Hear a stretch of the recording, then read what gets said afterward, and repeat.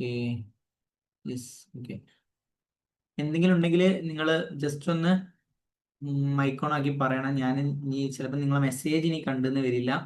Okay. Yes.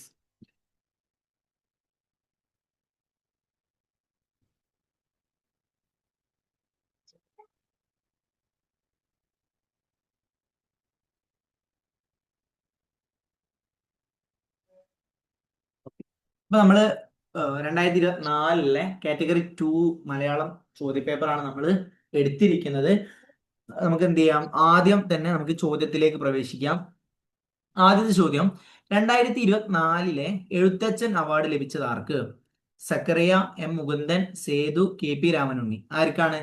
നിങ്ങൾ ആരെങ്കിലും ഒരാളെ ജസ്റ്റ് ആൻസർ പറഞ്ഞാൽ സുഖമാവും. നമുക്ക് ഒരു ഇന്ററാക്ഷൻ സെഷൻ പോലെ എന്ത് ചെയ്യാം, മുന്നോട്ട് പോകാം. 2020 എഴുത്തച്ഛൻ അവാർഡ് ലഭിച്ചതായിരിക്കാം സക്കറിയ, എം മുകുന്ദൻ, സേതു, KP രാമനുണ്ണി. ആരെങ്കിലും? എനിവൺ?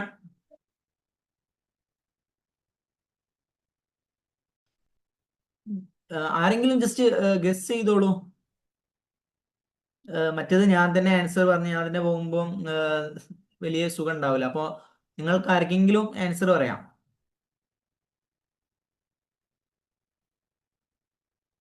സക്കറിയ. യെസ്, കറക്റ്റ് ആണ് കേട്ടോ. സക്കറിയക്കാണ് 2020 എഴുത്തച്ഛൻ അവാർഡ് ലഭിച്ചിരിക്കുന്നത്. അപ്പൊ നിങ്ങൾ ഇങ്ങനെ ഒരു ചോദ്യം കണ്ടാൽ നിങ്ങൾ ചെയ്യേണ്ടത് എന്താ വെച്ചാല്, എഴുത്തച്ഛൻ പുരസ്കാരങ്ങളൊക്കെ എന്ത് ചെയ്യുക, ജസ്റ്റ് ഒന്ന് നിങ്ങൾ നോക്കുക. എഴുത്തച്ഛൻ അവാർഡ് ഇപ്പൊ 2020 ചോദിച്ചത്, 2024 ക്വസ്റ്റ്യൻ പേപ്പറിന് ചോദിച്ചത് 2020 എഴുത്തച്ഛൻ അവാർഡാണ്. 4 വർഷം മുമ്പുള്ള എഴുത്തച്ഛൻ അവാർഡാണ് ചോദിച്ചത്. അപ്പൊ ഞാൻ പറയാം എന്താന്ന് വെച്ചാല്, ഒരു 2018 ശേഷമുള്ള 2018 അവാർഡുകളൊക്കെ ഒന്ന് എന്ത് ചെയ്യുക, പഠിച്ചു വെക്കുക നന്നാവും. 2018 കഴിഞ്ഞില്ലെങ്കിൽ 2020 മുതലുള്ള അവാർഡെങ്കിൽ നിർബന്ധമായിട്ട് നിങ്ങൾ എന്ത് ചെയ്യുക, പഠിച്ചു വെക്കുക. പ്രശസ്തമായ അവാർഡുകൾ ഏതൊക്കെയാണ് ഉള്ളത്? എഴുത്തച്ഛൻ അവാർഡ് ഉണ്ട്. പിന്നെ ഏതൊക്കെ അവാർഡുകളാണ് ഉള്ളത് മലയാള സാഹിത്യത്തിന് കൊടുക്കുന്നത്?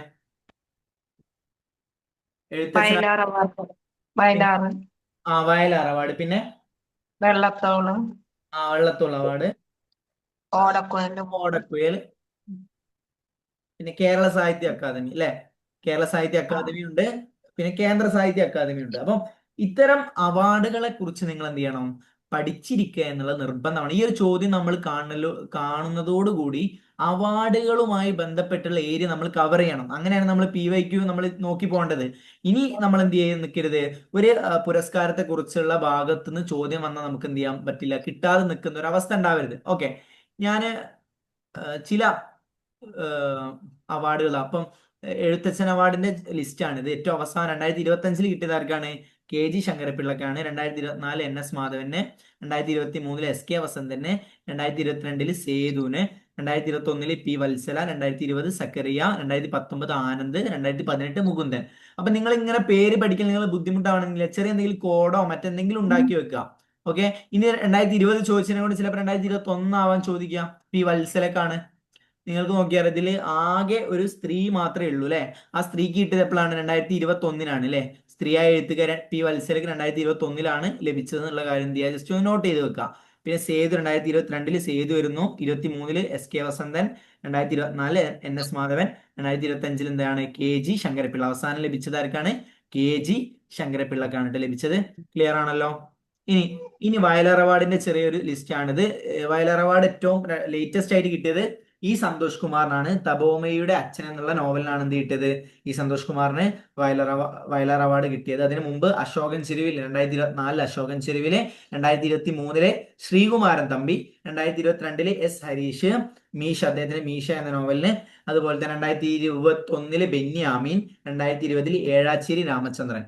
അപ്പം നിങ്ങൾ പ്രധാനമായി ശ്രദ്ധിക്കേണ്ടത് വയലാർ അവാർഡിന്റെ ഈ ഒരു ജസ്റ്റ് ചിലപ്പം അടുത്ത ഈ വരുന്ന എക്സാമിൽ ചിലപ്പോൾ വയലാർ അവാർഡ് ആയിരിക്കാൻ ചോദിക്കാം, നമുക്ക് പറയാൻ പറ്റില്ല. ഓക്കെ. പിന്നെ കേരള സാഹിത്യ അക്കാദമി ഞാൻ കഴിഞ്ഞ, അതായത് 2025 മാത്രമാണ് ഉൾപ്പെടുത്തിയിരിക്കുന്നത്. കാരണം കേരള സാഹിത്യ അക്കാദമി പുരസ്കാരം ഓരോ വിഭാഗത്തിനും കൊടുക്കും അല്ലെ? ചെറുകഥ, കവിത, നോവൽ, നാടകം, സാഹിത്യ വിമർശനം, അങ്ങനെ ഓരോ വിഭാഗത്തിനും എന്ത് ചെയ്യാറുണ്ട്? കേരള സാഹിത്യ അക്കാദമി അവാർഡിൽ കൊടുക്കാറുണ്ട്. അതുകൊണ്ട് വലിയ വർഷങ്ങൾക്ക് മുമ്പുള്ള ഒന്നും കേരള സാഹിത്യ അക്കാദമിയുമായി ബന്ധപ്പെട്ട് ചോദിക്കാറുണ്ടാവില്ല. ഏറ്റവും ലേറ്റസ്റ്റ് ആയിരിക്കാം ചോദിക്കുക. അപ്പൊ ഏതൊക്കെ വിഭാഗത്തിലാണ് ലേറ്റസ്റ്റ് കേരള സാഹിത്യ അക്കാദമി അവാർഡ് ഉള്ളത് എന്നുള്ളത് നിങ്ങൾ എന്ത് ചെയ്യണം, ഒന്ന് നോക്കി വെക്കട്ടോ. ചെറുകഥ വി ഷിനിലാല്, കവിത അനിതാ തമ്പി, നോവൽ GR ഇന്ദുഗോപൻ. ഈ ചെറുകഥയും കവിതയും നോവൽ എന്തായാലും നിങ്ങൾ നോക്കണം. ബാക്കിയുള്ള എന്ത് ചെയ്യുക, ജസ്റ്റ് ഒന്ന് വായിച്ചു നോക്കുക കേട്ടോ. ഓക്കെ, നമുക്ക് അടുത്ത ചോദ്യത്തിലേക്ക് കിടക്കാം.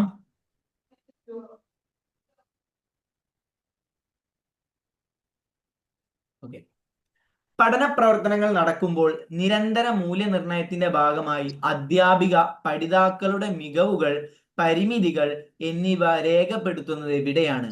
പ്രക്രിയ പേജിൽ, പ്രതികരണ പേജിൽ, ഭാഷാ പഠന രേഖയിൽ, പോർട്ട്ഫോളിയോയിൽ. എവിടെയാണ്? പഠന പ്രവർത്തനം നടക്കുമ്പോൾ മൂല്യനിർണ്ണയത്തിന്റെ ഭാഗമായിട്ട് അധ്യാപിക പഠിതാക്കളുടെ മികവുകൾ, പരിമിതികൾ, അതായത് അവരുടെ പ്രതികരണങ്ങളൊക്കെ ഏതിലാണ് അടയാളപ്പെടുത്തുക? ഏതിലാണ്? വളരെ എളുപ്പല്ലേ? ഏതിലാ? പ്രതികരണ പേജ്. പ്രതികരണ പേജിലാണ് അല്ലെ. പ്രക്രിയ പേജിൽ നമ്മൾ പ്രക്രിയകളായിരിക്കില്ലേ, നമ്മൾ ലെസൺ പ്ലാനൊക്കെ നിങ്ങൾ കാണാറില്ലേ? പ്രക്രിയ പേജിൽ നമ്മൾ പ്രക്രിയകളാണ് എഴുതുക. സ്വാഭാവികമായിട്ടും കുട്ടികളിൽ നിന്നുണ്ടാവുന്ന അവരുടെ മികവുകൾ, അവരുടെ പ്രതികരണങ്ങളൊക്കെ നമ്മൾ എഴുതുക പ്രതികരണ പേജിലാണ് എഴുതാറുള്ളത്. ഓക്കെ, യെസ്, പ്രതികരണ പേജിൽ. ഇനി യെസ്, ഇനി നമ്മൾ ചെയ്യാൻ പോകുന്നത് കുറച്ച് അധികം കവിത, നമ്മുടെ 2024 ഉള്ളത് മാത്രമല്ല, അതിന് മുമ്പുള്ള എക്സാമുകളുടെയും കുറെ അധികം കവിതകൾ ഞാൻ ഇതിൽ കൊടുത്തിട്ടുണ്ട്. അതിന്റെയൊക്കെ താളം കണ്ടെത്താനാണ് നമ്മൾ ചോദിച്ചിരിക്കുന്നത്. അപ്പൊ നമുക്കറിയാം, നമ്മുടെ മലയാളത്തിലെ താളവുമായി ബന്ധപ്പെട്ടിട്ട് ദ്രാവിഡ വൃത്തങ്ങൾ കുറെ പഠിക്കാനുണ്ട്. ദ്രാവിഡ വൃത്തം, സംസ്കൃത വൃത്തം എന്ന് പറഞ്ഞിട്ട് കുറെ ഇഷ്ടംപോലെ പഠിക്കാനുണ്ട്. പക്ഷെ അങ്ങനെയൊക്കെ പഠിച്ചിട്ട് നമുക്ക് എന്ത് ചെയ്യാൻ കഴിയില്ല, ഒരിക്കലും കേട്ടറ്റ് എക്സാമിന് വേണ്ടി പ്രിപ്പയർ ചെയ്യാൻ കഴിയില്ല. അപ്പൊ അതുകൊണ്ട് തന്നെ നമ്മൾ ഇവിടെ ചെയ്യുന്ന കാര്യം എന്താ വെച്ചാൽ, ഇങ്ങനെ താളം കൊടുത്താല് ചില നമുക്ക് ചെല്ലി നോക്കാം, ചിലത്. കാരണം അങ്ങനെ ചൊല്ലിയിട്ട് നമുക്ക് വൃത്തം കണ്ടെത്തണമെങ്കിൽ അത് നമുക്ക് പരിചിതമായ വരികളായിരിക്കണം. പരിചിതമല്ലാത്ത വരികൾ തന്നാൽ നമ്മൾ പെടും.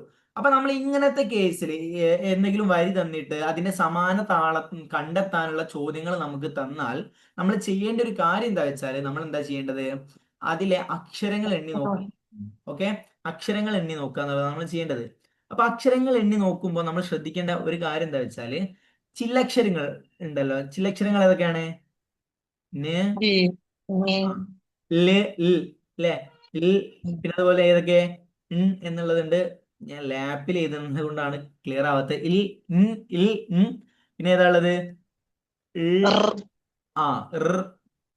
പിന്നെ ഓക്കെ. അപ്പൊ ഇങ്ങനെ തുടങ്ങിയിട്ട് ധാരാളം ചോദ്യങ്ങൾ എന്ത് ചെയ്യാറുണ്ട്, അല്ല ധാരാളം ചില്ലക്ഷരങ്ങളുണ്ട്. ഈ ചില്ലക്ഷരങ്ങളൊന്നും നമ്മൾ എന്ത് ചെയ്യില്ല, അക്ഷരമായിട്ട് പരിഗണിക്കില്ല. ഓക്കെ, അപ്പൊ ഇതിപ്പോ ഉദാഹരണത്തിന് ഈ പാന്തർ എന്നുള്ളതിൽ വന്നല്ലോ, ഇതിന് നമ്മൾ എന്ത് ചെയ്യാ, ഒരു അക്ഷരമായിട്ട് എണ്ണില്ല. ക്ലിയർ ആണല്ലോ? ചില അക്ഷരങ്ങൾ എന്ത് ചെയ്യാറില്ല, നമ്മള് അക്ഷരമായിട്ട് എണ്ണാറില്ല. ഇനി ചില രണ്ടക്ഷരങ്ങൾ വരും, രണ്ടക്ഷരങ്ങൾ ഒന്നായിട്ട് വരും. ഇപ്പൊ ഇവിടെ നോക്കൂ, ഈ പാന്തർ എന്ന് കണ്ടു നിങ്ങൾ. പാന്തറിൽ ഇന്തർ എന്നുള്ളത് എങ്ങനെയൊക്കെയാണ്? നായും അതുപോലെ തന്നെ പിന്നെ ഏതാ വന്നത്, ദായും കൂടി വന്നതല്ലേ, ന് പ്ലസ് ദ ആണ് എന്ത്, എന്താന്ന് വന്നത്. അപ്പൊ ഇങ്ങനെ വന്നാൽ ഇതിന് രണ്ടിനെയും കൂടിയും ഒരക്ഷരമായിട്ടാണ് എണ്ണുക. ഉദാഹരണത്തിന് ഇങ്ങനെ വന്ന് ഖാന്ന് വന്ന് വിചാരിച്ചോ. ഖാന്ന് വന്നത് ഒരക്ഷരമായിട്ടാണ് നമ്മൾ എന്ത് ചെയ്യുന്നത്. അപ്പൊ ശരിക്കും അത് q പ്ലസ് ക എന്നാണ്, പക്ഷെ നമ്മൾ ഒറ്റ അക്ഷരമായിട്ടാണ് എണ്ണുക. അപ്പൊ ഇങ്ങനെ ഇപ്പൊ സ്നേഹം എന്ന് പറയാണ്, സ്നേഹം. സ്നേഹം എന്ന് പറയുമ്പോൾ നമ്മളിപ്പോ കവിതയിൽ എങ്ങനെ അക്ഷരങ്ങൾ എണ്ണതിൽ സ്നേഹം എന്ന് പറയുമ്പോൾ എങ്ങനെ എണ്ണുക വെച്ചാൽ ഒന്നല്ല, സ്നേഹം എന്നുള്ളതാണ് നമ്മൾ ഒന്നാക്കി എടുക്കുക. മനസ്സിലായോ? കാരണം എന്നുള്ളതിന് സമൃദ്ധോകാരുണ്ട്. അപ്പൊ സമൃദ്ധോകാരത്തിന് ശേഷം നേ വരുമ്പോ നമ്മൾ ഒറ്റ അക്ഷരമായിട്ടല്ല പറയും സ്നേഹം. സ്നേഹം എന്നുള്ളത് വേറെ തന്നെ അക്ഷരമായിട്ട് നമ്മൾ പറയുന്നുണ്ട്. ഉച്ചരിക്കുന്ന നമ്മൾ എന്നുള്ളത് ഒറ്റ അക്ഷരമായിട്ടല്ല ഉച്ചരിക്കുന്നത്, അല്ലെ? ഹം എന്നുള്ളത് വേറെ ആയിട്ട് വരികയാണ്. അങ്ങനെ ഒറ്റ പദമായിട്ട് നമ്മൾ ഉച്ചരിക്കുന്നതുണ്ട്, ഒറ്റ അക്ഷരമായിട്ട് ഉച്ചരിക്കുന്നുണ്ട്. അപ്പൊ ഇങ്ങനെ രണ്ടക്ഷരങ്ങൾ കൂടി വരിക, അതായത് ഇതിന് സമൃദ്ധോകാരവും പിന്നെ ഒരക്ഷരം കൂടി കൂടിയിട്ട് നമ്മൾ എന്ത് ചെയ്യും, ഒറ്റ അക്ഷരമായിട്ട് എന്ന് പറയില്ല. ഉച്ചരിക്കുമ്പോൾ നമ്മള് എന്നല്ല പറയാം. അപ്പൊ അങ്ങനെ വരുന്നതിനൊക്കെ നമ്മൾ എന്ത് ചെയ്യട്ടെ കൂട്ടുക, ഒരക്ഷരമായിട്ടാണ് ഗണിക്കുക. അപ്പൊ ഈ കാര്യങ്ങൾ നിങ്ങൾ എന്ത് ചെയ്യുക, ജസ്റ്റ് നോട്ട് ചെയ്ത് വെക്കുക. എന്നിട്ട് നമ്മൾ എന്ത് ചെയ്താൽ മതി, അക്ഷരങ്ങൾ എണ്ണിയാൽ മതി. അപ്പൊ ആദ്യത്തെ ലൈനിന്റെ അക്ഷരം എണ്ണുക, രണ്ടാമത്തെ ലൈനിന്റെ അക്ഷരം എണ്ണുക. അത് ഓപ്ഷനിൽ എന്ത് ചെയ്യാം, അങ്ങനെ എണ്ണിയിട്ട് കൃത്യമായി വരുന്നത് ഏതാന്ന് നോക്കിയാൽ നമുക്ക് എന്ത് ചെയ്യും, നമുക്ക് ആൻസർ കണ്ടെത്താൻ സാധിക്കും. ആ ഇത് നിങ്ങളൊന്ന് ചെയ്ത് നോക്കൂ. ലൈവ് അമ്മ ഇത് കിട്ടൂല. ഭൂമിയിലെ ലൈവ് ക്ലാസ് ആണെന്ന് കിട്ടൂല. തണ്ടരായി കൂടി വിയോഗം വരും പോലെ ഈ വരികളുടെ സമാന താളത്തിലുള്ള വരികൾ കണ്ടെത്തുക. ഒന്ന് നോക്കി നോക്കൂ. ഭാന്തർ പെരുവഴി അമ്പലം തന്നിലെ താന്തരായി കൂടി വിയോഗം വരും പോലെ. നിങ്ങൾ ആൻസർ പറയണേ.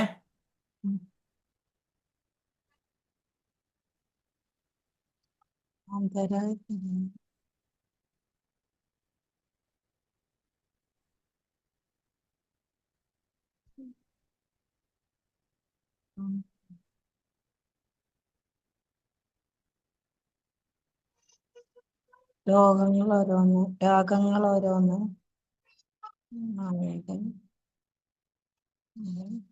സി ആണ് ആൻസർ.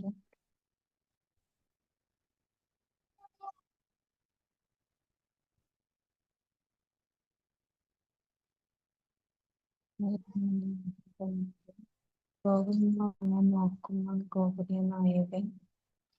സി.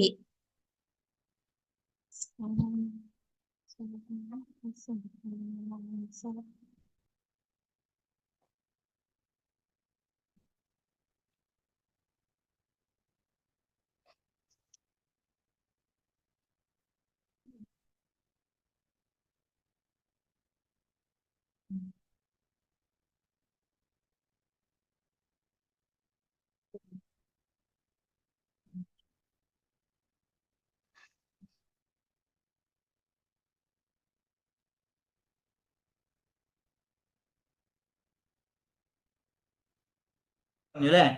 സി കുറെ ആള് പറഞ്ഞിട്ടുണ്ട്, ബി പറഞ്ഞിട്ടുണ്ട്. ഓക്കെ, യെസ്, ബി ആണ് കേട്ടോ ആൻസർ. നമുക്ക് നോക്കാം. നമുക്ക് ജസ്റ്റ് ഒന്ന് എന്ത് ചെയ്യാം, എണ്ണി നോക്കാം. നോക്കണേ. അപ്പൊ നമ്മൾ ഇത് ഒരക്ഷരം അല്ലെ, 1 2, പിന്നെ ഇത് നമ്മൾ പരിഗണിക്കണ്ട. 3 4 5 6 7 8 9 10 11 12 അക്ഷരങ്ങൾ അല്ലെ. ആദ്യത്തെ വരിയിൽ 12 അക്ഷരങ്ങൾ. അപ്പൊ രണ്ടാമത്തെ ലൈൻ നിങ്ങൾ എണ്ണുന്നതിന് മുന്നേ വെറുതെ എന്ത് ചെയ്യാം, ഓപ്ഷനുകളുള്ള ആദ്യത്തെ ലൈനുകൾ എണ്ണി നോക്കുക. കാരണം ചിലപ്പം ഓപ്ഷനുകളിലുള്ള ആദ്യത്തെ ലൈന് 12 വരുന്നത് ഒരു ഓപ്ഷൻ മാത്രമായിരിക്കും. പിന്നെ നമ്മൾ എന്ത് ചെയ്യേണ്ട, വെറുതെ രണ്ടാമത്തെ ലൈൻ എണ്ണീട്ട് നമ്മൾ സമയം പോക്കണ്ട. അപ്പം ആദ്യത്തിൽ ഇപ്പൊ 1 2 3 4 5 6 7 8 9 10 11 12 13 14. അപ്പൊ ഒന്നാമത്തെ ഓപ്ഷൻ എല്ലാം നമുക്ക് ഉറപ്പായി. ഓക്കെ, അങ്ങനെ ഉറപ്പിക്കാം. രണ്ടാമത്തെ ഓപ്ഷൻ നമുക്ക് എണ്ണ വന്ന് കിട്ടും. ഇവിടെ റെഡിക്ക് 12 കിട്ടും അല്ലെ. 1 2 3 4 5 6 7 8 9 10 11 12. ഓക്കെ, ഇവിടെ ഇത് റെഡിയാണ്. ഓക്കെ, ഇനി ഇവിടെ നമ്മൾ 1 2 3 4 5 6 7 8 9 10 11 12. ഓക്കെ, ഇവിടെ 12 കിട്ടുന്നുണ്ട്. അപ്പൊ ഇതും റെഡിയാണ്. ആദ്യത്തേല് കിട്ടുന്നില്ലേ? സിയും കിട്ടുന്നുണ്ട്. ഓക്കെ, ഇനി 1 2 3 4 5 6 7 8 9 10 11 12 13 ഉണ്ട്. അപ്പൊ ഇതുമല്ല. അപ്പം ഇതിലേതെങ്കിലും ഓപ്ഷൻ ആണ് നമുക്ക് എന്ത് ചെയ്യാം, ബിയോ സിയോ ആണെന്ന് നമുക്ക് ഉറപ്പിക്കാം. ഇനി രണ്ടാമത് നമ്മൾ എന്ത് ചെയ്യാം, ഇതിൽ എണ്ണി നോക്കുക. 1 2 3. ഇതിനെ നമ്മൾ എണ്ണില്ല കേട്ടോ. ഈ എന്നുള്ളതിന് നമ്മൾ എന്ത് ചെയ്യാ, ഒരക്ഷരമായിട്ട് എണ്ണാൻ കഴിയില്ല. 3 4 5 6 7 8 9 10 11 12 ആണ്. അപ്പൊ നമ്മൾ എന്ത് ചെയ്യാ, രണ്ടാമത്തെ അക്ഷരം ബിയും സി എണ്ണി നോക്കുക. 1 2 3 4 5 6 7 8 9 10 11 12. ഓക്കെ, ഇവിടെ 12 കിട്ടുന്നുണ്ട്. ഇനി ഇത് എണ്ണി നോക്കാം. 1 2 3 4 5 6 7 8 9 10 കിട്ടുന്നുള്ളൂ. അപ്പൊ ഇത് കിട്ടുന്നില്ല. ഓക്കെ, ഇവിടെ ഏതാണ് ആൻസർ? ഓപ്ഷൻ ബി ആണ് ആൻസർ. ക്ലിയർ ആണോ? എല്ലാവർക്കും ക്ലിയർ ആണോ? ക്ലിയർ ആണെങ്കിൽ ഓക്കെ ആണല്ലോ. Yes, okay. നമുക്ക് എന്ത് ചെയ്യാം, വേഗം അടുത്ത ചോദ്യം ചെയ്ത് നോക്കാം.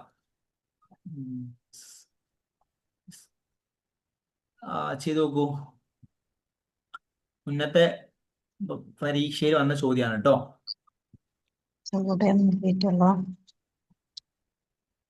വഹ്നി സന്തപ്ത ലോഹസ്താംബു ബിന്ദുന സന്നിഭം മർത്യജന്മം ക്ഷണഭം ഗുരം. ഇതിന് 4 ഓപ്ഷൻ കൊടുത്തിട്ടുണ്ട്. അതില് ഒന്ന് ചെയ്തു നോക്ക്. സിമ്പിൾ ആണ്.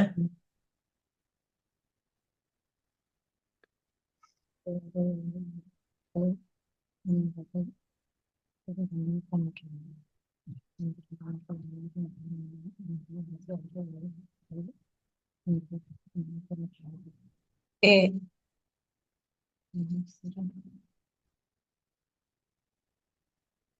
ഏതാണ്? And ഏതാ ആൻസർ? ഏതാ ആൻസർ?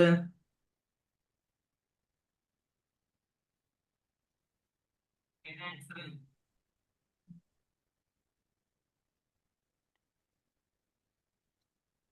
A. സി. നോക്കാം.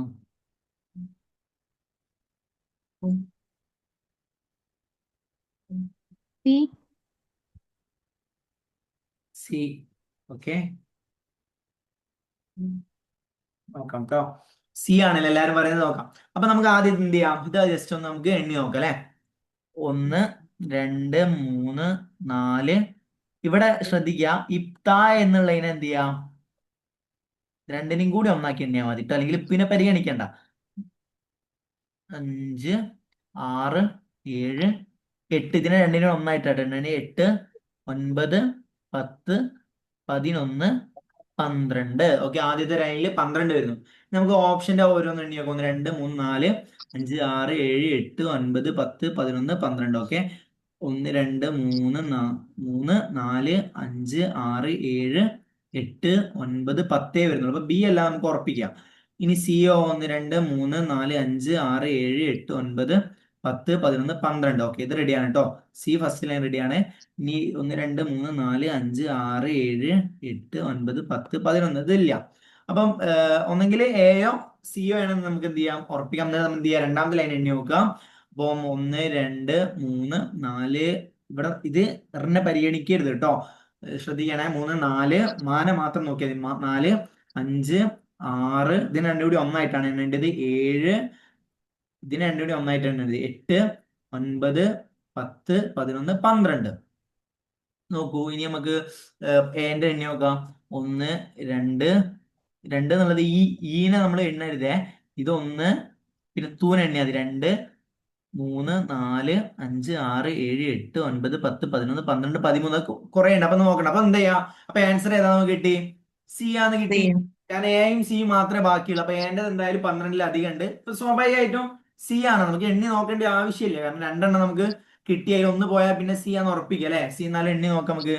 1 2 3 4 5 6 7 8 9 10. എണ്ണരുതേ. 11 12. ക്ലിയർ ആണ് കേട്ടോ. അപ്പൊ ഇവിടെ ഏതാണ് ആൻസർ? ആൻസർ സി ആണ്. ഓക്കെ, ഇത് ക്ലിയർ ആണോ? യെസ്. യെസ്. നമുക്ക് എന്ത് ചെയ്യാം, അടുത്ത ഒരു ഇതേപോലത്തെ ഒരു ചോദ്യം കൂടെ എന്ത് ചെയ്യാം, നമുക്ക് ചെയ്ത് നോക്കാം. ഓക്കെ, യെസ് സി ആണ് ആൻസർ. യെസ്, അടുത്ത ചോദ്യം. മതി മതി പതിയോട് പറവൂതും ചെയ്തു കാന്ത, മതി മതി കദശന മതീവ മൂല്യം.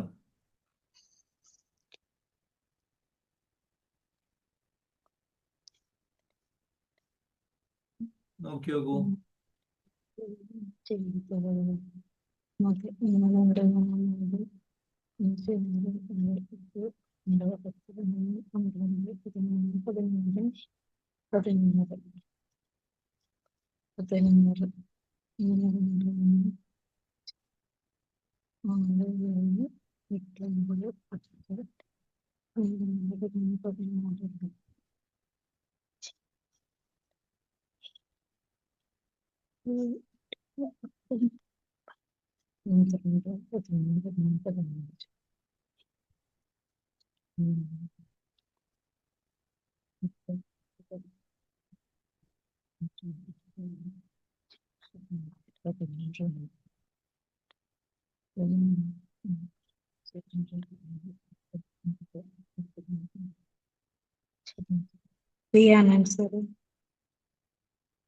ഏതാണ്? സിയാണോ? സി. നോക്കാം.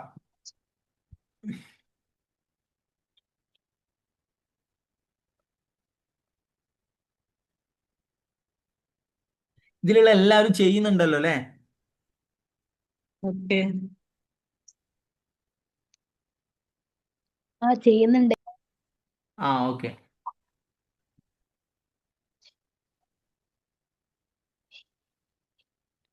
ഓക്കെ, നമുക്ക് ജസ്റ്റ് നോക്കി നോക്കാം.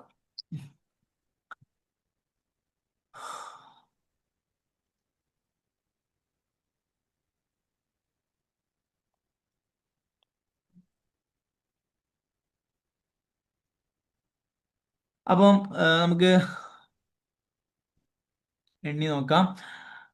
അപ്പോ ഇവിടെ നോക്കാം. 1 2 3 4 5 6 7 8 9 10 11 12 13 എന്നുള്ളത് ഇത് ഒന്നാക്കി എണ്ണണേ. 13 ഈനെ പരിഗണിക്കേണ്ട, അല്ലെങ്കിൽ ചെയ്യുന്നുള്ളതിനെ ഒന്നാക്കി. നമ്മൾ ചെയ്യുന്നല്ലേ പറയാ. നമ്മളിത് ഫോണറ്റ് നമ്മൾ ഉച്ചാരണമാണ് നോക്കുക കേട്ടോ. ഇവിടെ നമ്മൾ അക്ഷരം കൊണ്ട് ഉദ്ദേശിക്കുന്നത് ഉച്ചാരണമാണ്. ഇപ്പം ചെയ്യുന്നുള്ളത് നമ്മൾ ഒറ്റ ഉച്ചാരണത്ത് പറയല്ലേ ചെയ്യുന്നത്. അപ്പൊ അങ്ങനെ എന്ന് പറയുമ്പോൾ അതെന്താണ്, 2 അക്ഷരങ്ങൾ ഉണ്ടെങ്കിലും ഉച്ചാരണത്തിൽ അത് ഒറ്റ അക്ഷരല്ലേ. മനസ്സിലായോ? എന്ന് പറയുമ്പോൾ ഒറ്റ അക്ഷരത്തിൽ നമ്മൾ പറയണല്ലേ. ദൂന്ന് പിന്നെ വേറെ തന്നെ ഉച്ചാരണമാണ്. അങ്ങനെയാണ് സത്യത്തിൽ ഇവിടെ എന്ത് ചെയ്യാറ്, നമ്മൾ പരിഗണിക്കുന്നത്. മനസ്സിലാൻ വേണ്ടിയിട്ടാണ് എന്ത് പറഞ്ഞത്, ഈ സമൃദ്ധോകാരം വരുന്നതിന് പരിഗണിക്കേണ്ടത്. സത്യത്തിൽ നമ്മൾ ഉച്ചാരണമാണ് നോക്കുക. ഓക്കെ, ക്ലിയർ ആണല്ലോ? അപ്പൊ എന്ന് പറയുന്നത് ഒന്നാണ്. അപ്പൊ അങ്ങനെയാണ് നമ്മൾ എന്ത് ചെയ്യുന്നത്, എന്നുള്ളതിനെ ഒന്നാക്കി എടുക്കുക. ഓക്കെ, നമ്മൾ എണ്ണ ചെയ്യിൽ എത്രയായിരുന്നു എണ്ണ എത്തിയത്?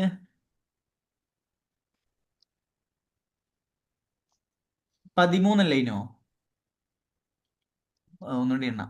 1 2 3 4 5 6 7 8 9 10 11 12 13 14 15 16 അല്ലേ? ഒന്നാമത്തെ ലൈനിൽ എത്ര ഉണ്ട്? 16 എണ്ണം ഉണ്ട്. അപ്പൊ നമുക്ക് എല്ലാരും പറഞ്ഞ ആൻസർ ഏതായിരുന്നു? പലരും പറഞ്ഞ ആൻസർ ഏതായിരുന്നു? സി അല്ലേ പറഞ്ഞത്? സി. ഓക്കെ, അപ്പൊ നമുക്ക് സീനെ നോക്കി നോക്കാം. 1 2 3 4 5 6 7 8 9 10 11 12 13 14 15 16. ക്ലിയർ ആണ് കേട്ടോ, 16. ഇനി രണ്ടാമത്തെ ലൈൻ നോക്കി നോക്കാം. 1 2 3 4 5 6 7 8 9 10 11 12 13 അല്ലെ? 13. അപ്പൊ ഇതിന്റെ രണ്ടാമത്തെ ലൈൻ നോക്കാം. ഇതിനെ ഒന്നായിട്ടാണ്. ക്ഷ എന്ന് പറയുമ്പോൾ ഒറ്റ ഉച്ചാരണല്ലേ, ഒറ്റ ഉച്ചാരണം. അപ്പൊ അതിനെ ഒരു അക്ഷരമായിട്ട് പരിഗണിക്കുക. 1 2 3 4 5 6 7 8 9 10 11 12 13. ക്ലിയർ ആണ് കേട്ടോ. അപ്പൊ ഏതാണ് ഇവിടെ ആൻസർ? ഓപ്ഷൻ സി ആണ് കേട്ടോ ആൻസർ. മറ്റേത് എണ്ണി സമയം പോക്കണോ? അതിലേതെങ്കിലും സംശയം ഉണ്ടോ ആർക്കെങ്കിലും? ഇല്ല. ഇല്ലല്ലോ. നമുക്ക് കൂടുതൽ ചോദ്യങ്ങൾ ചെയ്യാം എന്നതുകൊണ്ടാണ് കേട്ടോ ഞാൻ വേഗം പോകുന്നത്. മറ്റേ ഓപ്ഷനുകൾ ആർക്കെങ്കിലും കിട്ടിയ എന്തെങ്കിലും സംശയം ഉണ്ടെങ്കിൽ എന്ത് ചെയ്യാം, ചോദിക്കാം. നമുക്ക് അങ്ങനെ ക്ലിയർ ചെയ്യാം. Okay, yes. ഓപ്ഷൻ സി ആണ് ആൻസർ. നെക്സ്റ്റ്, അടുത്ത ചോദ്യം. ഇടിവെട്ടിയിടും വണ്ണം വിൽമുറിഞ്ഞൊച്ച കേട്ടു നടുങ്ങി രാജാക്കന്മാരുരകങ്ങളെപ്പോലെ. ഈ വരികളുടെ സമാന താളത്തിലുള്ള വരികൾ ചുവടെ കൊടുത്തവയിൽ നിന്ന് കണ്ടെത്തുക.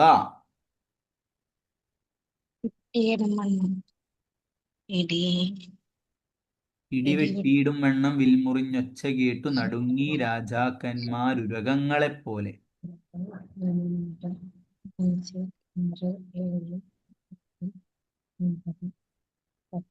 7 9 10 11 12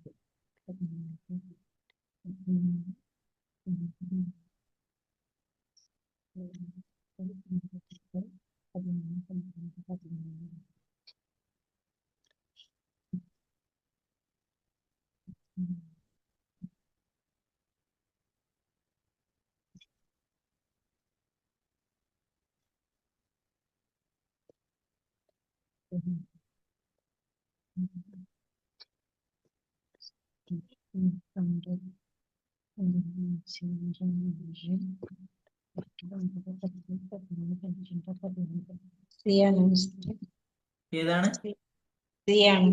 സി.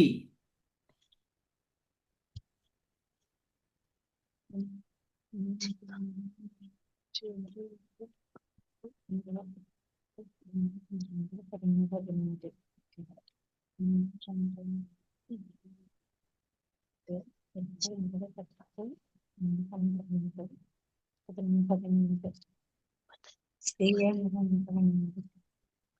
ഒന്ന് നോക്കിയോ, സി ആണല്ലേ പറഞ്ഞത് എല്ലാരും? ഓക്കെ.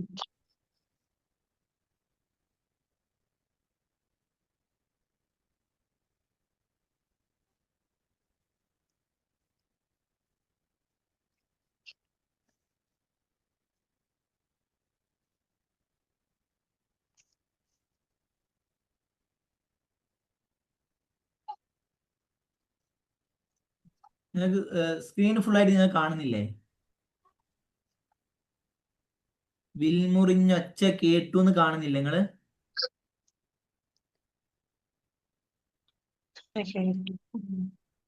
ഇരുപത്തിയിടും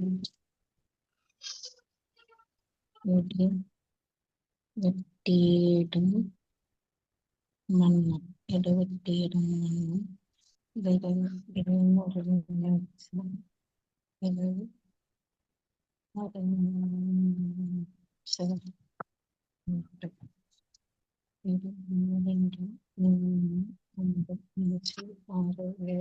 എല്ലാരും കണ്ടെത്തിയോ?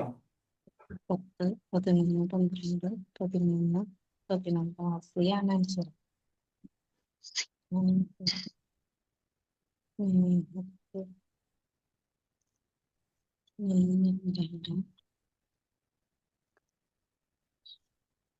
മറ്റൊന്ന്. ഓക്കെ, നമുക്ക് ചെയ്ത് നോക്കിയാലോ? ഓക്കെ റെസ്പോൺസ് എന്താ? ഓക്കെ, നോക്കാം. ഓക്കെ. എല്ലാവർക്കും കിട്ടിയെന്ന് വിചാരിക്കുന്നു. അപ്പൊ നമുക്ക് എന്ത് ചെയ്യാം, വേഗം എണ്ണി നോക്കാം. 1, 2, 3, 4, 5, 6, 7, 8. വിൽ വിൽ എന്ന് പറയുമ്പോൾ നമ്മൾ ഒറ്റ അക്ഷരമായിട്ടല്ലേ പറയുന്നത് അല്ലേ? വിൽ കണ്ടോ? വിൽ എന്ന് പറയുമ്പോൾ ഒറ്റ ഉച്ചാരണത്തിലാണ് പറയുന്നത്, വിൽ. അപ്പൊ അതിനെന്ത് ചെയ്യണം, ഒരക്ഷരമായിട്ടാണ് നമ്മൾ എണ്ണേണ്ടത്. ഓക്കെ, എണ്ണം തെറ്റിയല്ലോ. 1, 2, 3, 4, 5, 6, 7, 8, 9, 10, 11, 12, 13, 14. എത്രയാണ്? 14 അക്ഷരമാണ് വരുന്നത്.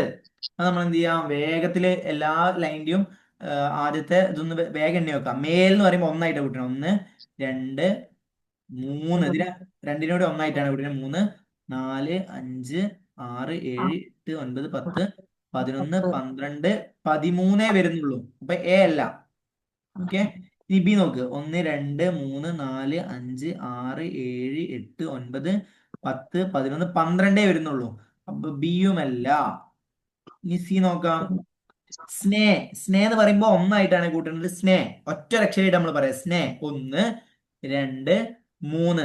ഇവിടെ ഇൽ ചില അക്ഷരം പരിഗണിക്കും കേട്ടോ. ഇൽ എന്നുള്ള പരിഗണിക്കും. അപ്പൊ തിൽ എന്ന് പറയുമ്പോൾ നമ്മൾ ഒന്നായിട്ട് പറയാം, തിൽ. കണ്ടോ? അപ്പൊ 1, 2, 3, 4, 5, 6, 7, 8, 9, 10, 11, 12, 13, 14. ഇടാന്നുള്ളത് ഒന്നായിട്ട് പറയാം, 14. ഇത് ക്ലിയർ ആണ്. ഓക്കെ, സി ക്ലിയർ ആണ്.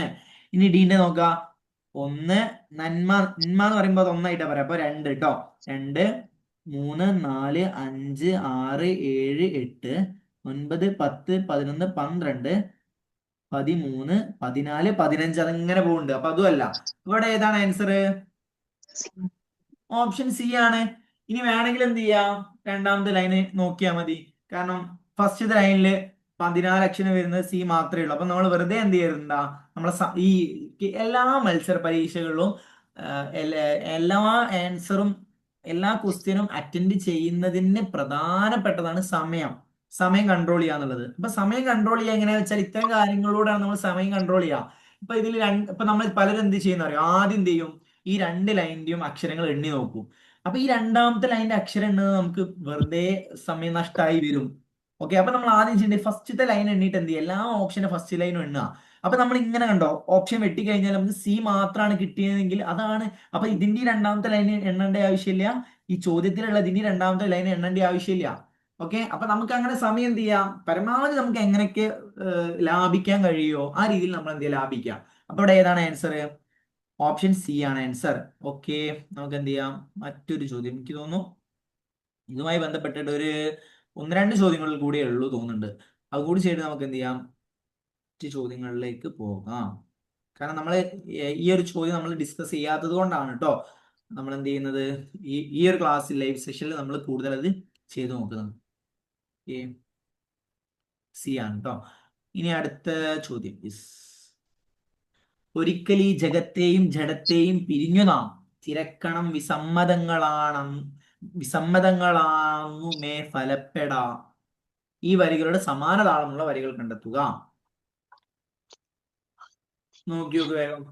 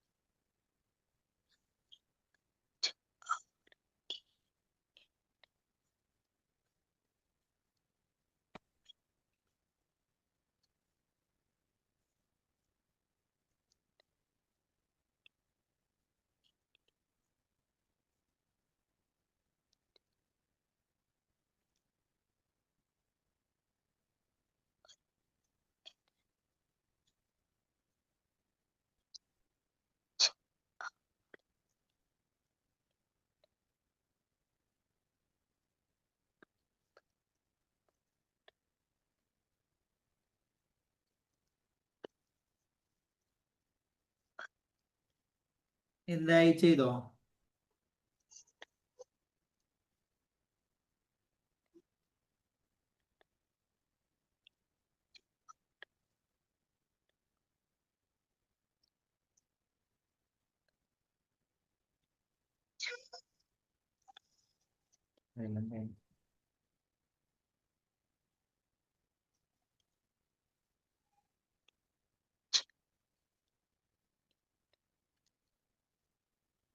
കഴിഞ്ഞോ?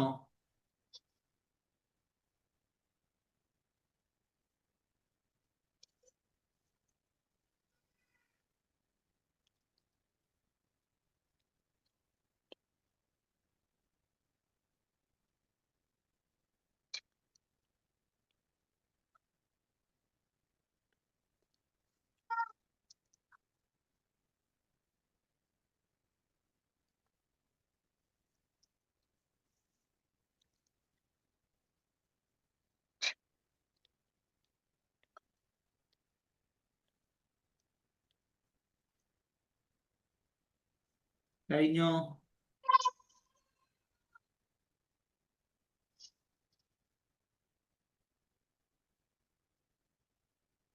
ഓക്കെ. എന്താ ഇത് കിട്ടിയിട്ടില്ലേ? ആരെന്താ പ്രതികരിക്കാത്തെ?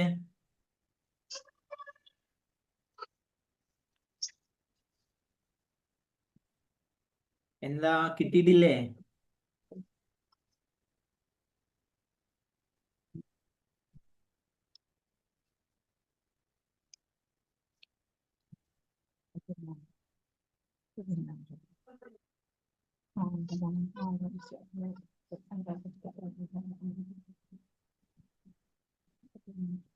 ആൻസർ ആൻസർ ഏത്? എ. എ. നോക്കി നോക്കാം. Okay okay okay. യാ, അപ്പൊ നമുക്ക് എണ്ണ കേട്ടോ. 1 2 3 4 5 6 7 8 9 10 11 12 13 14 15 16. 16. നോക്കാം, ഇവിടെ നോക്കാം. 1 2 3 4 5 6 7 8 9 10 11 12 13 14 15 16. ഓക്കെ.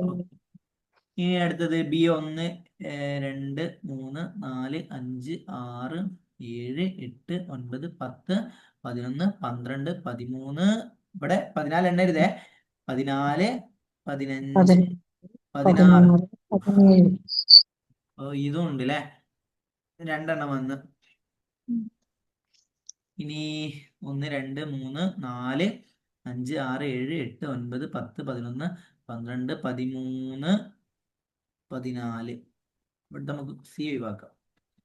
1 2 3 4 5 6 7 8 9 10 11 12 13 14 15 16 17. ഇത് ഒഴിവാക്കാം. അപ്പൊ 2 ഓപ്ഷനാണ്. ഇനി നമുക്ക് രണ്ടാമത്തെ ലൈൻ എണ്ണി നോക്കാം. 1 2 3 4 5, 6, 7, 8, 9, 10, 11, 12, 13, 14, 15, 16 അല്ലേ? രണ്ടാമത്തെ ലൈൻ 16 എണ്ണല്ലേ? ഓക്കെ. തെറ്റിയിട്ടൊന്നുമില്ലല്ലോ അല്ലേ? ഓക്കെ. ഇല്ല 1, ഇല്ല. 2, 3, 4, 5, 6, 7. ഇത് 1 ആണ്. 7, 8, 9, 10, 11, 12, 13, 14, 15, 16. ഓക്കെ. ഇനി ബീൻ്റെതോ? 1, 2, 3, 4. ഉം. 4 ഒന്നാക്കി എണ്ണ എറർ എന്നുള്ളത്. 5, 6, 7, 8, 9, 10, 11, 12, 13, 14, 15, 16. ഓക്കെ. 2, 16 വന്നോ? ഇല്ല, അത് 17 ഇല്ലേ? എങ്ങനെ? 17 ഇല്ലേ അത്? ഇത് ബീന്റെ ആദ്യത്തെ ലൈനാ? അല്ല, രണ്ടാമത്തെ. രണ്ടാമത് ഒന്നുകൂടി നോക്കട്ടെ. 1, 2, 3, 4, 5, 6, 7, 8, 9, 10, 11, 12, 13, 14, 15, 16. ഇനി ഇവിടെ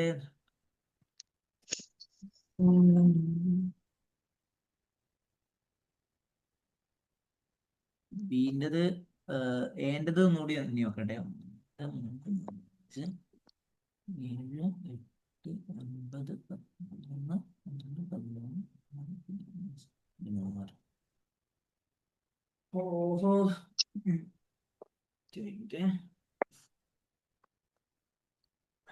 നമുക്ക് ഫസ്റ്റ് ലൈന് എന്തെങ്കിലും പ്രശ്നം ഉണ്ടോ നോക്കി നോക്കാം ഒന്നുകൂടി.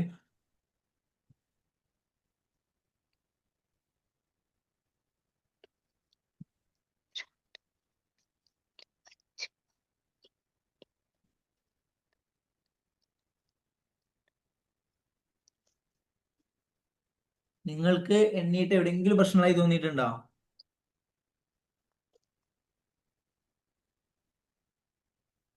ഇല്ല. ഇങ്ങനെ തന്നെ കിട്ടിയ രണ്ട് എക്കും ബിക്കും രണ്ട് ലൈനിലും 16 കിട്ടിയത്. ആ. ആ ഓക്കെ.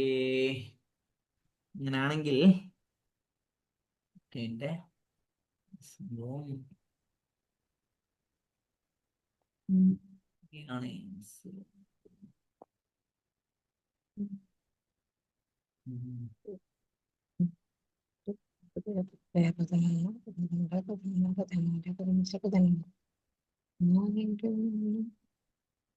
ഓക്കെ. ലാസ്റ്റ് ലൈൻ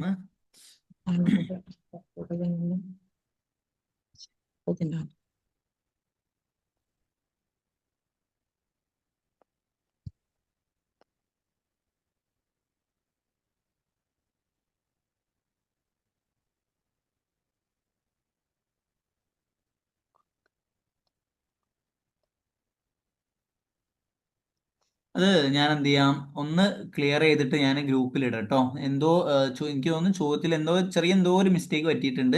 ഞാനൊന്ന് റീചെക്ക് ചെയ്ത് പറയാം കേട്ടോ. Okay okay okay. ഇത് കാരണം ഓക്കെ. എയും ബിയും നമുക്ക് ഒരേ അക്ഷരങ്ങളാണ് കിട്ടുന്നത്. അപ്പൊ ഇതൊന്ന് എന്ത് ചെയ്യാം, റീചെക്ക് ചെയ്തിട്ട് ഞാൻ പറയാം. ഓക്കെ. നമുക്ക് അടുത്ത ചോദ്യത്തിലേക്ക് പോവാം. അല്ല, ഇത് എനിക്ക് തോന്നുന്നു ലാസ്റ്റ് ചോദ്യം ആവുന്നുണ്ട് കേട്ടോ. ഈണം കണ്ടെത്തണ്ടേ. സ്വാഗതം കുഞ്ഞിക്കാറ്റേ, പൊന്നിളം കാറ്റേ, നിന്റെ ആഗമം പ്രതീക്ഷിച്ചു തന്നെ ഞാനിരിക്കുന്നു. ഈ വരികളുടെ സമാന താളമുള്ള വരികൾ കണ്ടെത്തുക. പെട്ടെന്ന് ചെയ്തു നോക്കൂ.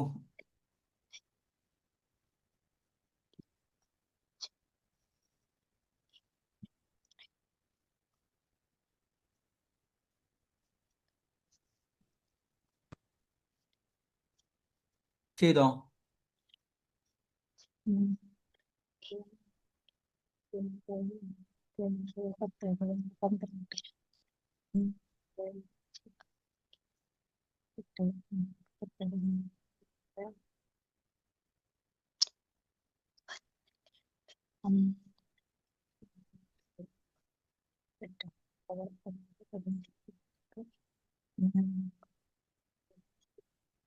ഓക്കെ, കിട്ടില്ലേ?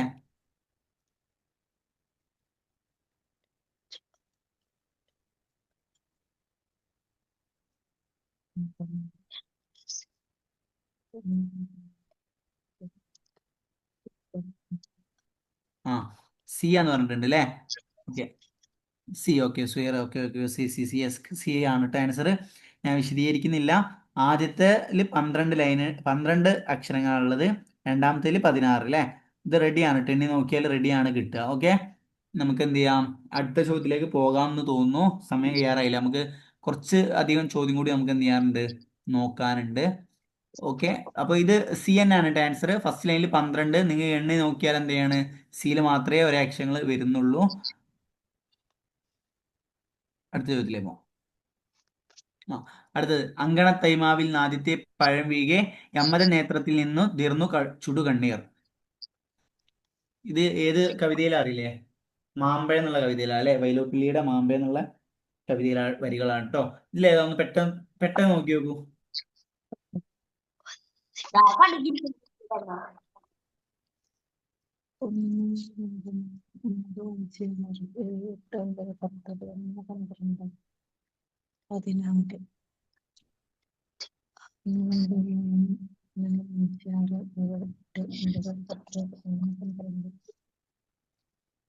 ആൻസർ. ഏഴ് എ. 9, 10, 12, 13, ഏഴാണ് ആൻസർ.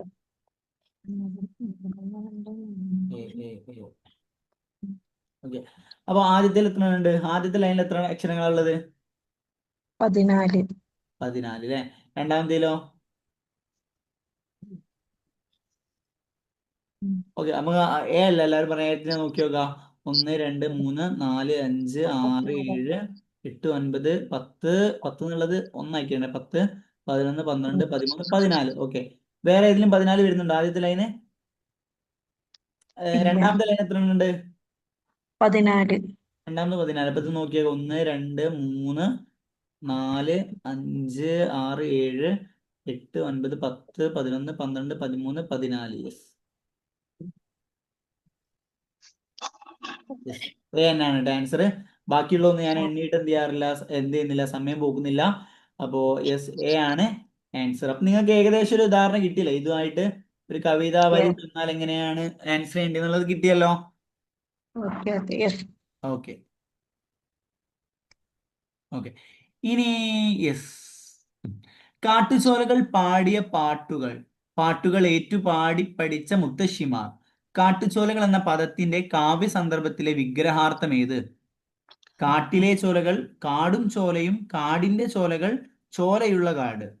ഏതാണ് വിഗ്രഹാർത്ഥം എന്ന് പറഞ്ഞാൽ നമ്മൾ വിഗ്രഹിക്കും. ഇപ്പൊ കാട്ടുചോല എന്നുള്ളത് ഒരൊറ്റ പദല്ലേ, നമ്മൾ സമസ്ത പദം എന്ന് പറയും അല്ലെ, സമാസം എന്ന് പറയും. കേട്ടില്ലേ നിങ്ങൾ സമാസാണ് കാട്ടുചോല എന്നുള്ളത്. സമാസം എന്ന് പറഞ്ഞാൽ എന്താ, രണ്ട് പദങ്ങൾ തമ്മിൽ കൂട്ടിച്ചേർത്തിക്കൊണ്ട് നമ്മൾ ഒറ്റ പദമായി പറയുന്നതിനാണ് സമാസം എന്ന് പറയാം. ഇപ്പൊ കാട്ടുചോല എന്നുള്ളത് കാട് പ്ലസ് ചോല അല്ലെ, കാട് എന്നുള്ള വേറെ പദമാണ്, ചോല എന്നുള്ളത് വേറെ പദമാണ്. ഇത് രണ്ടിനും നമ്മൾ കാട്ടുചോല എന്ന് പറഞ്ഞിട്ട് എന്ത് ചെയ്യുന്നു, ഒറ്റ വാക്കായിട്ട് പറയുന്നില്ല, ഒറ്റ പദമായിട്ട് പറയുന്നു. ഇതിനാണ് സമാസം എന്ന് പറയുന്നത്. അപ്പൊ ഇതിന്റെ വിഗ്രഹിക്കുമ്പോൾ ഏത് അർത്ഥമാണ് കിട്ടുക എന്നാണ് ചോദിച്ചത്. കാട്ടിലെ ചോലകൾ, കാടും ചോലയും, കാടിന്റെ ചോലകൾ, ചോലയുള്ള കാട്. ഏതാണ്?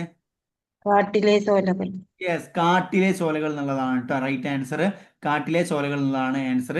അപ്പോ ഇതൊക്കെ നിങ്ങൾ എന്ത് ചെയ്യുക, ഇത് സമാസവുമായി ബന്ധപ്പെട്ടുള്ള ചോദ്യമാണ്, സമാസത്തെ വിഗ്രഹിക്കുന്നതുമായി ബന്ധപ്പെട്ടുള്ള ചോദ്യമാണ് ഇത്. നിങ്ങൾ സമാസം പഠിച്ചിട്ടില്ലേ? ആ അപ്പൊ ഞാൻ അതിലേക്ക് പോകുന്നില്ല. നമ്മൾ പ്രത്യേക റെക്കോർഡ് ക്ലാസ് പ്രത്യേകം സമാസത്തെ കുറിച്ച് എടുത്തിട്ടുണ്ട്. അപ്പൊ നിങ്ങൾ എന്ത് ചെയ്യുക, കൂടുതൽ കാര്യങ്ങൾ ആ ക്ലാസ് കണ്ട് നിങ്ങൾ എന്ത് ചെയ്യുക, നോട്ട് ചെയ്യുക.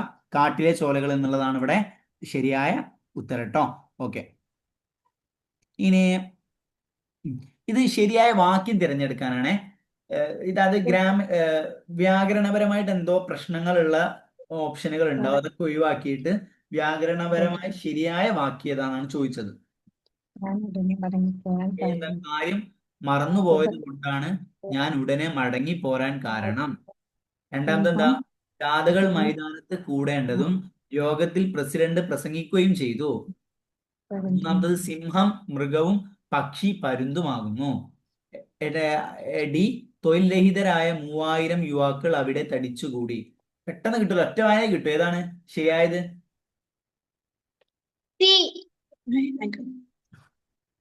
ഏതാ ശരി? ഒറ്റ വായനയിൽ കിട്ടുന്നില്ലേ? ഇപ്പോ ഓപ്ഷൻ എ എടുത്ത് നോക്ക്. കാര്യം മറന്നു പോയത് കൊണ്ടാണ് ഞാൻ ഉടനെ മടങ്ങി പോരാൻ കാരണം. ഇവിടെ ഓൾറെഡി ഇവിടെ കാരണം പറഞ്ഞിട്ടുണ്ട്. എന്ത്? കാര്യം മറന്നു പോയത് കൊണ്ടാണ് ഞാൻ ഉടനെ മടങ്ങി പോന്നത് എന്ന് മതി. ഇവിടെ പോരാൻ കാരണം എന്നുള്ളതിന്റെ ആവശ്യമുണ്ടോ? കാരണം ഇല്ല. ഓൾറെഡി ഇവിടെ പറഞ്ഞിട്ടില്ലേ? കാര്യം മറന്നു പോയത് കൊണ്ടാണ്. ഇവിടെ പറഞ്ഞു കഴിഞ്ഞു കാരണം. ഞാൻ ഉടനെ മടങ്ങിയെന്ന് മതി. അവിടെ നിന്ന് മനസ്സിലാവുന്നത് കാരണം എന്താണെന്ന് മനസ്സിലാവും. കാരണം എന്നുള്ളത് ആവശ്യമില്ല. അപ്പൊ തെറ്റാണ്.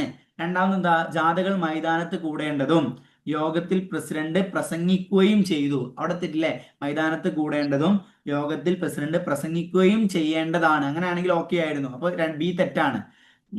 മൂന്നാമത്തെ എന്താണ്? സിംഹം മൃഗവും പക്ഷി പരുന്തുമാകുന്നു. അങ്ങനെയാണോ വേണ്ടത്? സിംഹം മൃഗവും പരുന്ത് പക്ഷിയുമാകുന്നു എന്നല്ലേ വേണ്ടത്? അല്ലേ? അപ്പൊ സി തെറ്റാണ്. സ്വാഭാവികമായിട്ട് ഏതായിരിക്കും അപ്പൊ ശരി? Option D. ഡി ആണ്. തൊഴിൽരഹിതരായ 3000 യുവാക്കൾ അവിടെ തടിച്ചുകൂടി. ക്ലിയർ ആണോ? ഓക്കെ. ഓക്കെ, അപ്പൊ ഇവിടെ ഓപ്ഷൻ ഡി ആണ് കേട്ടോ. അപ്പൊ നിങ്ങൾ ഇത്തരം ഈ ശരിയായ വാക്യം തിരഞ്ഞെടുക്കാൻ നിങ്ങൾ എന്ത് ചെയ്താൽ മതി? നിങ്ങൾ ഒന്ന് പെട്ടെന്ന് വായിച്ചത്. അപ്പൊ ഇതൊക്കെ ഈ ബിയും ഡിയും നമുക്ക് പെട്ടെന്ന് വായിച്ച ഒരു വശപ്പിശക്ക് തോന്നുന്നുണ്ട് അല്ലെ? എന്റെ പ്രശ്നം എന്താണ്? ആവർത്തിച്ചു എന്നുള്ളതാണ്. കാരണം കാര്യം മറന്നു പോയത് കൊണ്ടാണ് ഞാൻ ഉടനെ മടങ്ങി പോരാൻ കാരണം. അപ്പൊ കാരണം അവിടെ ആവശ്യമില്ല. ഇവിടെ ഓൾറെഡി പറഞ്ഞു കഴിഞ്ഞിട്ടുണ്ട്. അപ്പം ഇതെന്ത് ചെയ്യാം? നിങ്ങൾ വായിക്കുമ്പോൾ നിങ്ങൾക്ക് തന്നെ എന്ത് കിട്ടും? ശരിയായതാണോ അല്ലേ എന്ന് നിങ്ങൾക്ക് തന്നെ മനസ്സിലാവും. ഓക്കെ, ഇനി അടുത്ത വളരെ എളുപ്പമാണ്. ചുവടെ കൊടുത്തവയിൽ നിന്നു എന്നത് ക്രിയാർത്ഥത്തിൽ അല്ലാതെ ഉപയോഗിച്ചത് ഏത് വാക്യത്തിലാണ്? നിന്നു എന്നത് നമ്മൾ എന്ത് ചെയ്യാറുണ്ട്? ക്രിയ ആയിട്ട് ഉപയോഗിക്കാറുണ്ട്. അല്ലെങ്കിൽ നാമായിട്ടോ ദ്യോതികമായിട്ടൊക്കെ നമ്മൾ ഉപയോഗിക്കാറുണ്ട്. അപ്പൊ ഇവിടെ ക്രിയ ആയിട്ട് ഉപയോഗിച്ചത് ഏതിലാണെന്നാണ് ചോദിച്ചത്. അവൻ വഴിയിൽ നിന്നു സംസാരിക്കുന്നു. അവിടെ ക്രിയ ആയിട്ടാണ് നിന്നു വന്നത്? ആണോ? അല്ല. അല്ല. അടുത്തെന്താ? രാമു സംസാരിക്കാൻ വഴിയിൽ നിന്നു. അവിടെ നിന്നു ക്രിയ ആയിട്ടാണ് അല്ലെ? സി എന്താ? അവൻ എവിടെ നിന്ന് വരുന്നു. അവിടെ നിന്നു എന്നുള്ളത് ക്രിയ ആയിട്ടാണോ? അല്ല. ഈ വഴിയിൽ സ്തംഭിച്ചു നിന്നുപോയി. അതോ? നിന്നുപോയി. അവിടെ നിന്നു എന്നുള്ളത് എന്തല്ല? നിന്നു എന്നുള്ളത് അവിടെ ക്രിയ. നിന്നുപോയി എന്നുള്ളതാണ് ക്രിയ. ഓക്കെ, ഇതിനെന്താ പറയാ? നമ്മൾ നിന്നുപോയി എന്നുള്ളതിന് നമ്മൾ എന്താ പറയാ? അതല്ല, നിന്ന് പോയി എന്നുള്ളതിന്റെ കൂടെ പോയി എന്ന് വന്നല്ലോ നിന്നിന്റെ കൂടെ. അതിന് നമ്മൾ എന്തോന്ന് പറയില്ലേ? ഈ ക്രിയയുടെ അവസാനത്തിൽ മാറ്റം വരുത്തിയതിന്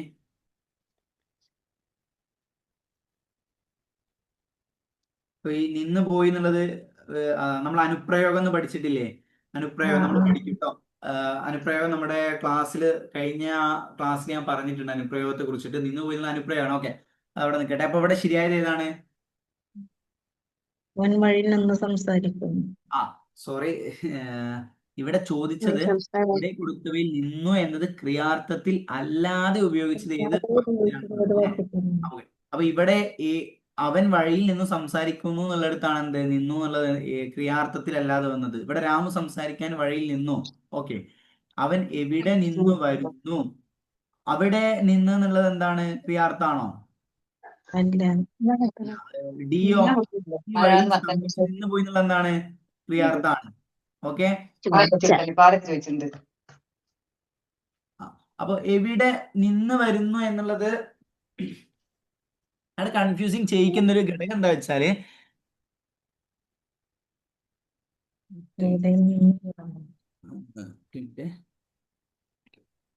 അവൻ വഴിയിൽ നിന്ന് സംസാരിക്കുന്നു.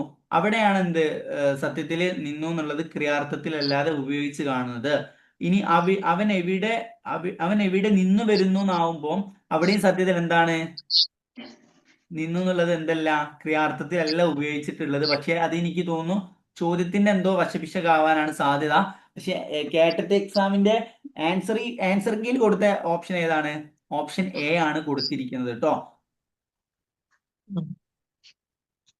കാരണം ഇവിടെ നോക്കൂ, വഴിയിൽ നിന്ന് സംസാരിക്കുന്നു എന്നുള്ളത് എവിടെ നിന്ന് വരുന്നു എന്നുള്ളത് സെയിം സാധനമാണ്. വഴിയിൽ നിന്നു, എവിടെ നിന്ന്, സെയിം സാധനമാണ്. ഓക്കെ,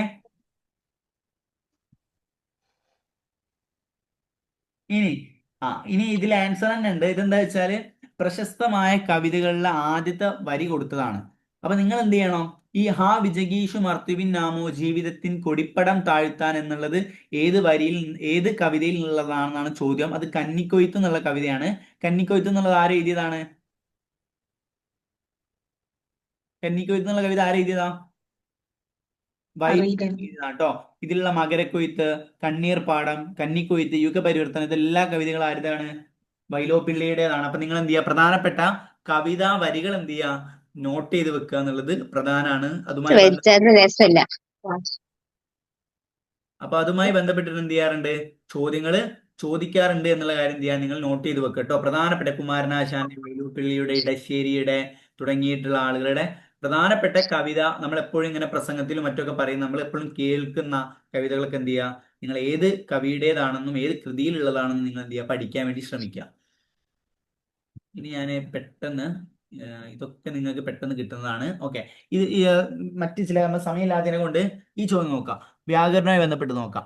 ചുവടെ പിരിച്ചെഴുതിയവയിൽ കൂട്ടത്തിൽ പെടാത്തത് ഏത്? തിരയുള്ള എന്നുള്ളതിന്റെ വിഗ്രഹിച്ചത് എന്താണ്? തിര പ്ലസ് ഉള്ള. നെന്മണിൻ്റെത് നെൽ പ്ലസ് മണി. അവിടം ആ പ്ലസ് ഇടം.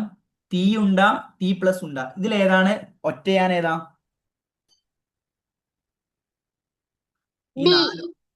ഈ നാല് ഓപ്ഷനിൽ ഏത് ഒറ്റയാണ്?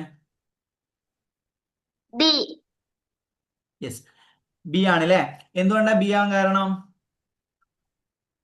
ഇത് സന്ധി എന്നുള്ള വിഭാഗത്തിൽ നിന്ന് വരുന്ന ചോദ്യമാണ് അല്ലെ.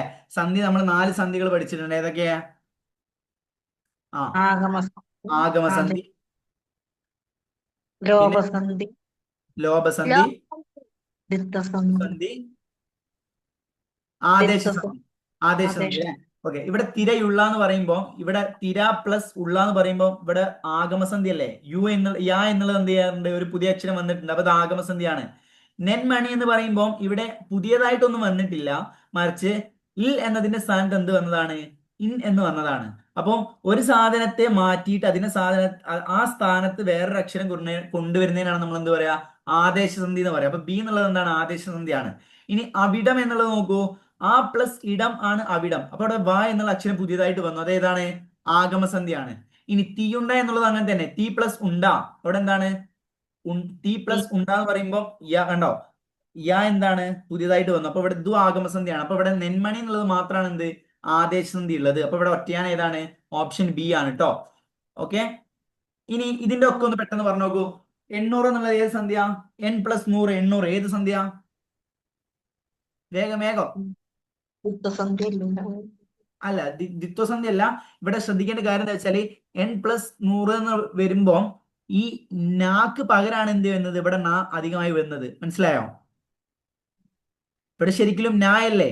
ആ നാ എന്നതിന് പകരം ഒരു നായും കൂടി വന്നിട്ടാണ് ഇവിടെ എന്ത് ചെയ്യുന്നത്? ദ്വിത്വമാകുന്നത്. അപ്പൊ ഇവിടെ എന്തല്ല? ദ്വിത്വസന്ധി അല്ല. ഇവിടെ എന്താണ്? ഈ നാക്ക് പകരം നാ വന്നു. അപ്പൊ ഏതാ? ഇനി കളി പ്ലസ് ആട്ടം, കളിയാട്ടം. ഇവിടെ ഏതാ?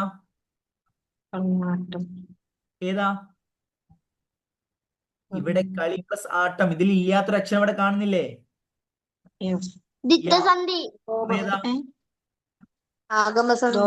ആഗമസന്ധിയാണ്. യെസ്. ഇനി കൺ പ്ലസ് തു, കണ്ടു.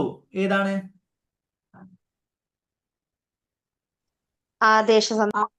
ആദേശസന്ധിയാണ്. അതായത് ആഗമസന്ധിയില് നിലവിലുള്ള അക്ഷരങ്ങളൊക്കെ അവിടെ തന്നെ ഉണ്ടാവും. ഇപ്പൊ കളി പ്ലസ് ആട്ടം എന്ന് പറയുമ്പോൾ ഈ നമ്മൾ ആ എന്നതാണ് ഇവിടെ യാന് നീട്ടാൻ കൊടുത്താകണ്ടില്ലേ, അതാണ് ഇവിടുത്തെ ആ. അപ്പൊ ആഗമസന്ധിയിൽ ഒരക്ഷരവും പുറത്തു പോകൂല. പക്ഷെ ആദേശസന്ധിയിൽ എന്താണ്? ഒരക്ഷരത്തെ നമ്മൾ ഔട്ടാക്കും, എന്നിട്ട് നമ്മൾ എന്ത് ചെയ്യണം? ആ സ്ഥാനത്ത് പുതിയ അക്ഷരം കൊണ്ടുവരുന്നതാണ്.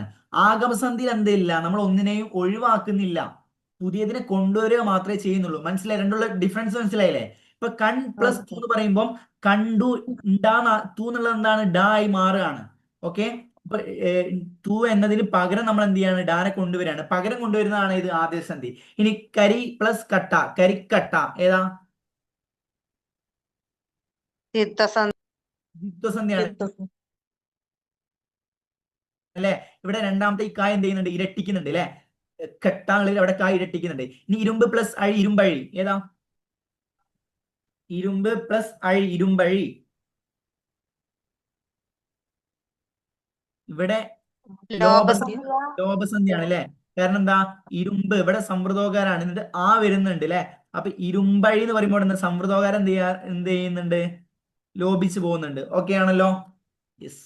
ഇനി ഇതും കൂടി നമുക്ക് ഡിസ്കസ് ചെയ്തിട്ട് ഒരു 5 മിനിറ്റ് കൂടി എടുക്കുന്ന പ്രശ്നമുണ്ടോ? ഇല്ല ഇല്ല. ഇല്ല. നമുക്ക് ഈ അനുപ്രയോഗം കൂടി നോക്കിയിട്ട് എന്ത് ചെയ്യാം, നമുക്ക് നിർത്താം കേട്ടോ. അറിയിച്ചു കൊള്ളുന്നു, ഈ വാക്യത്തിൽ അനുപ്രയോഗം എഴുത്. ഭേദകാനുപ്രയോഗം, കാലാനുപ്രയോഗം, പൂരണാനുപ്രയോഗം, നിഷേധാനുപ്രയോഗം, ഏതാ?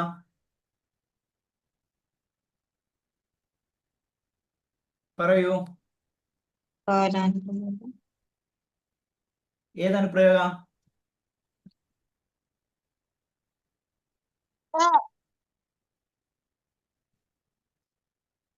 ഓക്കെ. നിങ്ങൾ ഈ ഭാഗം നോക്കിയിട്ടില്ല? ഇല്ല. ഇല്ല. ഓക്കെ. എന്ന് പറയുന്നുണ്ട് അല്ലെ, ഭേദകാനുപ്രയോഗം എന്ന് പറയുന്നുണ്ട്. യെസ്. ഓക്കെ. ഇതെന്താണ്, ഭേദകാനുപ്രയോഗമാണ് കേട്ടോ, ഭേദകാനുപ്രയോഗമാണ്. അപ്പൊ അനുപ്രയോഗം എന്ന് പറഞ്ഞാൽ എന്താന്ന് വെച്ചാല്, അനുപ്രയോഗം എന്ന് പറഞ്ഞാല് നമ്മൾ എന്ത് ചെയ്യുന്ന അറിയോ, ചില ക്രിയകളുടെ അവസാനം എന്ത് ചെയ്യും, ചില ധാതുക്കൾ നമ്മൾ എന്ത് ചെയ്യും, അധികമായിട്ട് ചേർത്ത് കൊടുക്കും. എന്നിട്ട് ആ ചേർത്ത് കൊടുക്കുന്നത് കൂടി എന്താ, അതിന്റെ അർത്ഥം എന്ത് ചെയ്യും, മാറും. ഇപ്പൊ ഉദാഹരണത്തിന് അറിയിച്ചു എന്നത് ഒരു ക്രിയ ആണല്ലോ. ആ അറിയിച്ചു എന്നതിന്റെ കൂടെ കൊള്ളുന്നു എന്ന് തീർക്കുമ്പോൾ എന്താ, അറിയിച്ചു കൊള്ളുന്നു എന്നാകും. ഈ അറിയിച്ചു എന്നതും അറിയിച്ചു കൊള്ളുന്നു എന്നതും രണ്ടർത്ഥല്ലേ. ഞാൻ അവനെ ഒരു കാര്യം അറിയിച്ചു, അതേപോലെ നമ്മൾ പറയേണ്ടത് ഞാൻ അവനെ അറിയിച്ചു കൊള്ളുന്നു, രണ്ടർത്ഥല്ലേ.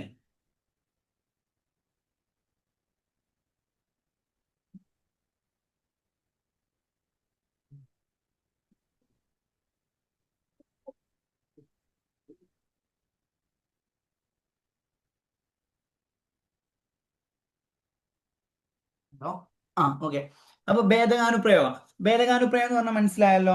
ഒരു ധാതുവിന്റെ അർത്ഥമോ രൂപമോ പരിഷ്കരിക്കുന്നതിന് നമ്മൾ അതിന് പിന്നിൽ എന്ത് ചെയ്യാം, മറ്റൊരു ധാതുവിനെ ചേർക്കുന്നതിനാണ് എന്ത് പറയാം, അനുപ്രയോഗം എന്ന് പറയാം. അപ്പൊ ഭേദകാനുപ്രയോഗം എന്ന് പറഞ്ഞാൽ എന്താന്ന് വെച്ചാല് നമ്മള് എന്ത് പറയാം, വിനയം, ലാഘവം, സാഹസം, പതിവ് തുടങ്ങിയ അർത്ഥങ്ങൾ കിട്ടാൻ വേണ്ടിയിട്ട് ഒരു ക്രിയയുടെ പിന്നിൽ മറ്റൊരു ധാതുവിനെ ചേർക്കുന്നതിനാണ് എന്ത് പറയാ, ഭേദകാനുപ്രയോഗം എന്ന് പറയാം.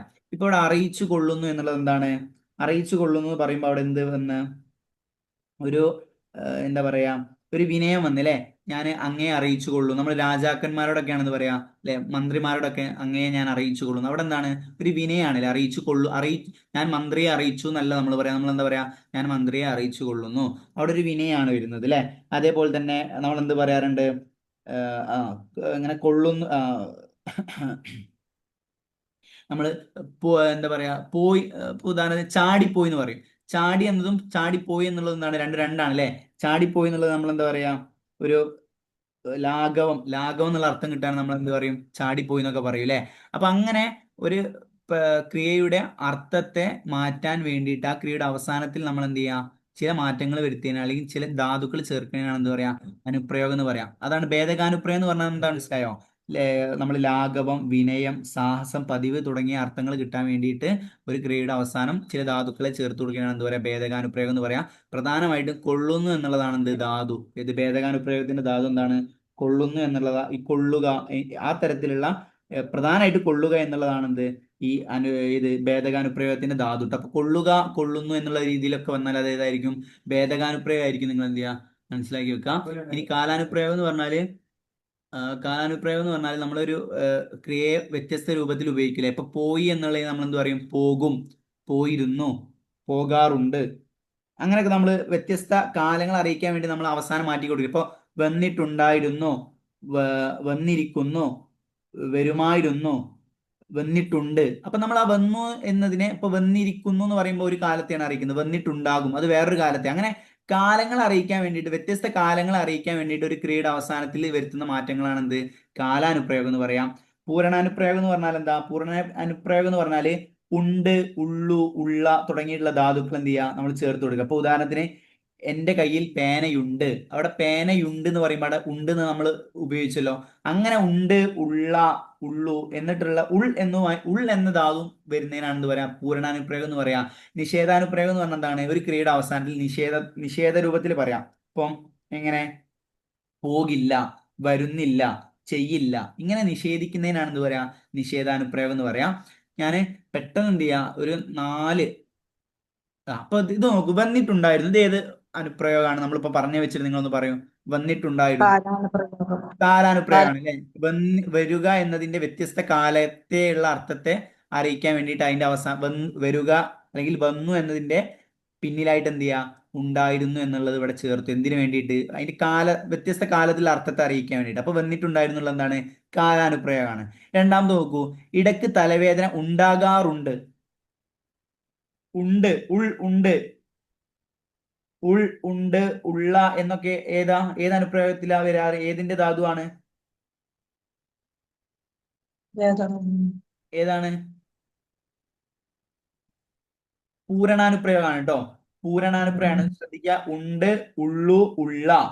അതായത് ഉൾ എന്ന ധാതു ഉണ്ടല്ലോ, ഉൾ എന്ന ധാതുവിന്റെ പിരിവാണ് ഏതൊക്കെ? ഉണ്ട്, ഉള്ള, ഉള്ളു എന്നുള്ളതൊക്കെ.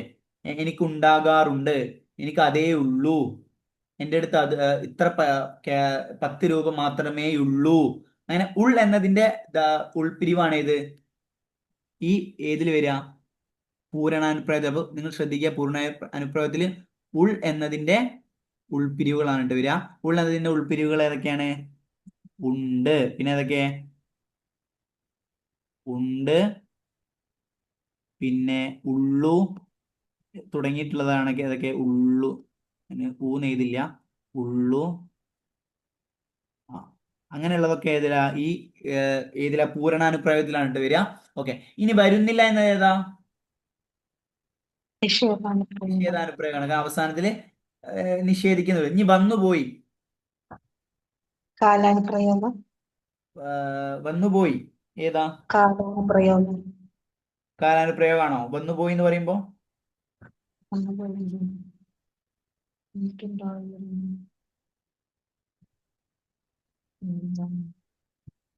ഭേദകാനുപ്രയോഗം.